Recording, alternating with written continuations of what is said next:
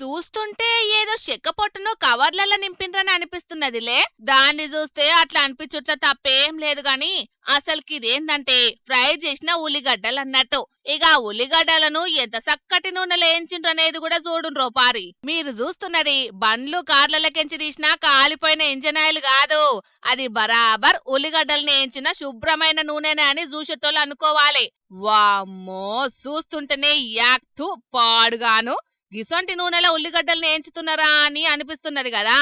మరిగా మనం ఏ హోటల్ కి పోయినా అంత అరలకు పోయి ఎట్లా చేస్తారనేది చూడం కాబట్టి స్వచ్ఛమైన నూనెతోటే చేస్తారని అనుకుంటాం. కానీ అసలు నిజం మాత్రం ఇగో గిట్లుంటది. మరిగా ముచ్చటేందంటే పట్నం కూకట్పల్లి దగ్గర్లున్న కేట్లాపూర్ల నసీబ్ బిర్సా స్టాక్ కేంద్రం మీద ఫుడ్ సేఫ్టీ అధికారులు పోలీసులు ఆకస్మిక దాడులు చేసిండ్రు.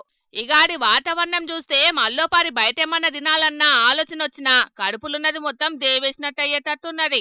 వాడిన నూనెనే మళ్ళా వాడి కర్రెగా జిడ్డుగా అయ్యేదాకా వాడుతున్నారని తేలింది. దీంతోని ఆహార భద్రత నిబంధనలను పాటిస్తలేరని వెంటనే ఆ కేంద్రాన్ని సీజ్ చేసి ఈ దందా చేసేటోళ్ల మీద కేసు రాసిండ్రు. అట్లనే 1000 కిలోల ఉల్లిపాయలు, 480 కిలోల నూనె, 75 కిలోల ఫ్రైడ్ ఆనియన్స్, ఒక ఆటో స్వాధీనం చేసుకున్నారు. ఇసొంటి వాటి పట్ల ప్రజలు అప్రమత్తంగా ఉండాలని, ఏమన్నా డాట్ అనుమానాలు వస్తే వెంటనే ఎస్ఓటి పోలీసులకు ఫిర్యాదు చేయాలని చెప్పిండ్రు పోలీసులు.